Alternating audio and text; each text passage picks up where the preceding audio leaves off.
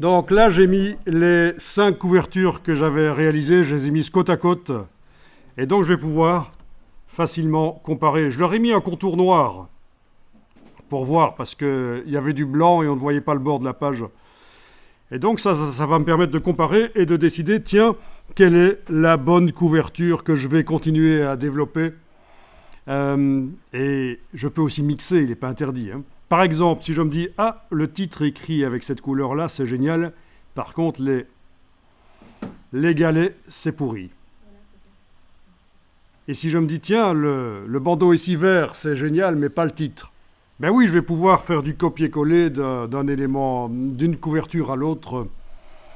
Il y a édition copier et édition coller sur place. Ça le met au bon endroit. Ça, c'est l'astuce qu'on va réutiliser.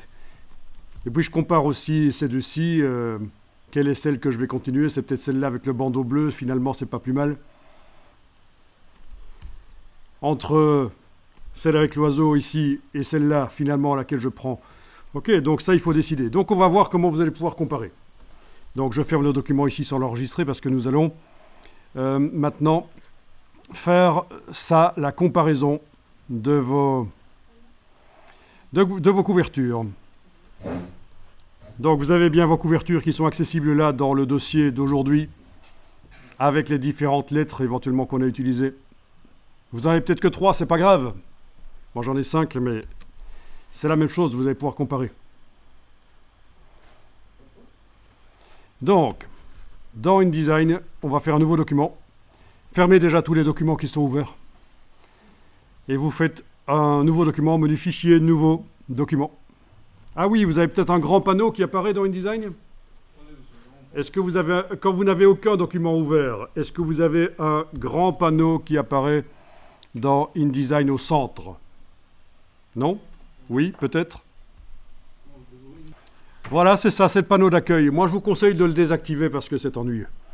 Donc, vous pouvez aller dans Édition Préférences Générales et vous désactivez ceci. Parce que chaque fois que vous fermez les documents et qu'il n'y a plus aucun document ouvert dans InDesign, vous avez ce panneau d'accueil qui arrive et ça prend du temps. Donc, dans Édition Préférences Générales sur le PC, vous allez désactiver la première ligne, afficher l'écran d'accueil lorsqu'aucun document n'est ouvert. Et on va demander spécifiquement de le voir, ce document, ce panneau d'accueil, quand on fait fichier nouveau document. Allez-y, fichier nouveau document. Alors, dans les nouveaux documents, vous avez document pour l'impression, par exemple. Est-ce que vous avez le format lettre? C'est un genre de format A4, on va dire, mais un peu plus large. C'est un format américain. Bon, ben prenons ça, par exemple. Ah oui, au fait, au niveau de l'orientation, vous pouvez choisir qu'il soit en paysage. Cliquez sur Créer, et voilà. Un document à une seule page pour l'instant, comme ça. Les marges roses sont là pour quand vous placez des éléments sur la page, pour vous éviter de les placer trop près du bord. C'est la marge de sécurité.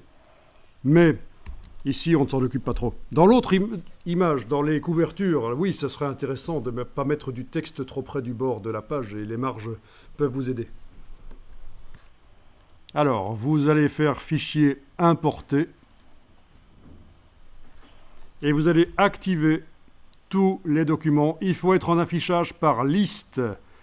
Donc dans Windows, ça s'appelle affichage détail. Soyez pas en affichage par icône, ça va nous ennuyer. Essayez d'être en affichage par liste.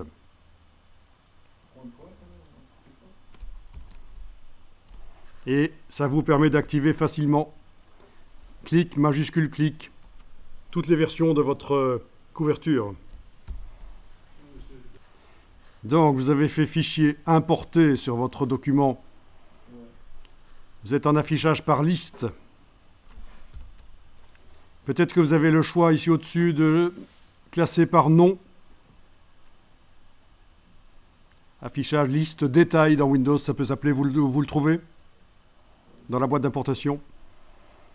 Vous sélectionnez, clic, majuscule, clic, toutes vos couvertures que vous voulez comparer. Vous cliquez sur Ouvrir et Vous voyez dans le curseur, il y a un nombre à côté, entre parenthèses, chez moi c'est 5. C'est le nombre d'images, entre guillemets, qui se trouve dans le curseur. Ne faites rien pour l'instant. Bon, oui, parce qu'en fait, des documents InDesign peuvent être importés dans un autre document InDesign. C'est la même chose pour Illustrator. On peut importer un document Illustrator dans un document Illustrator.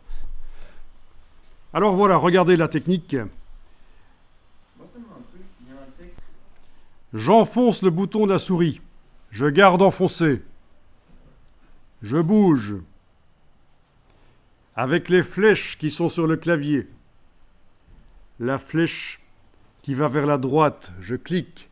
1 fois, 2 fois, 3 fois, 4 fois. Est-ce que vous voyez les 5 colonnes qui apparaissent là, avec les petits pointillés? Vous les voyez? Je lâche le bouton de la souris. Et voilà, j'ai 5 blocs de taille identique avec les 5 couvertures dedans. Donc, je vais montrer sur mon clavier quelles sont les flèches que j'ai utilisées pour ceux qui ne connaîtraient pas.